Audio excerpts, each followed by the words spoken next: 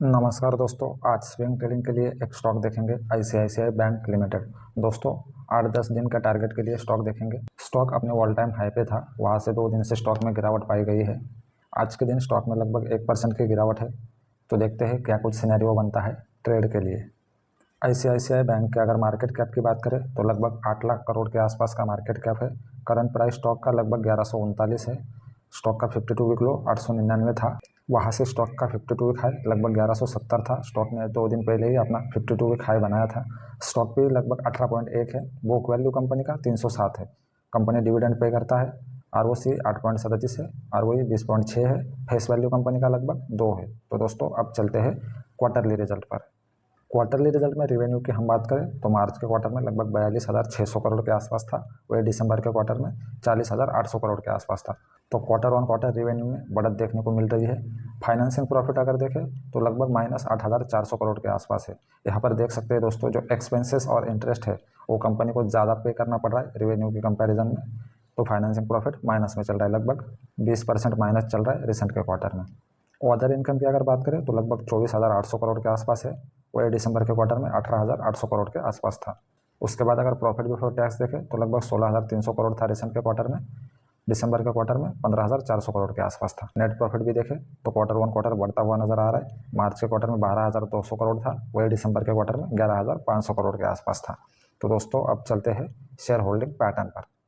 ICICI bank में अगर share holding pattern हम देखें तो इंस्टीट्यूशनल होल्डिंग हमें तगड़ी देखने को मिल रही है। यहाँ पर एफआईआई की बात करें तो लगभग 44.77% का स्टेक है। उसके बाद डीआई की बात करें तो लगभग 45.10% का स्टेक है। गवर्नमेंट के 0.28% का स्टेक है। पब्लिक की बात करें तो लगभग 9.84% का स्टेक पब्लिक के पास है। तो दोस्तों अब चलते हैं चार्ट पर।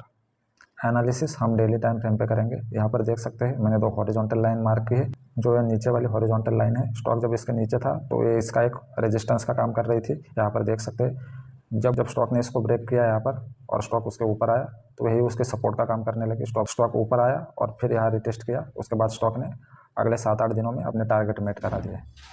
यहाँ पर भी देख सकते हैं दोस्तों, कुछ वैसा ही सिनेरियो है। स्टॉक ने एक बिग बुलिश कैंडल के साथ ब्रेकआउट दिया है और स्टॉक रिटेस्ट करने के लिए नीचे आ रहा है।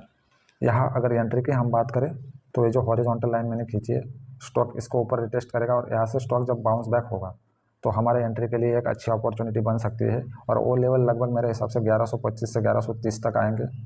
एंट्री के बाद अगर अगले टारगेट की हम बात करें तो ये डिस्टेंस देख सकते हैं दोस्तों, ये 1120 से 1050 लगभग 70 पॉइंट है। परसेंटेज में अगर हम देखें तो लगभग 6% के आसपास निकल आते हैं। और यहाँ से 1120 के ऊपर अगर हम 6% मार्क करें तो वो लेवल लगभग 1190-1200 तक के निकल आते हैं। 1200 एक साइकोलॉजिकल लेवल है। तो वहाँ तक के टारगेट स्टॉक ने हमें अगले 8-10 दिन में देने चाहिए। दोस्तों ये हो गए टारगेट की बात। अगर स्टॉप लॉस की बात करें तो ये जो 1100 का लेवल है, यहाँ पर स्टॉक का एक स्टॉप लॉस होगा। इन केस दोस्तों स्टॉक यहाँ पर रिटेस्ट करता है और सस्टेन नहीं हो पाता, नीचे गिरता है, तो ये हमारे स्टॉप लॉस होंगे। स्टॉक अगर इस स्टॉप लॉस को भी ब्रेक कर देता है तो फिर स्टॉक वीक हो जाएगा और अगले स्ट्रॉन्ग सपोर्ट 1050 के आसपास स्टॉक के बनेंगे। तो दोस्तों आशा करता हूँ आप ये एनालिसिस समझे होंगे। मिलते हैं अगली वीडियो में अगले स्टॉक के साथ। दोस्तों आपकी जानकारी के लिए बता दूं, ये वीडियो सिर्फ एजुकेशन पर्पज़ के लिए है। किसी भी प्रकार की बाय और सेल की रिकमेंडेशन में नहीं देता। धन्यवाद।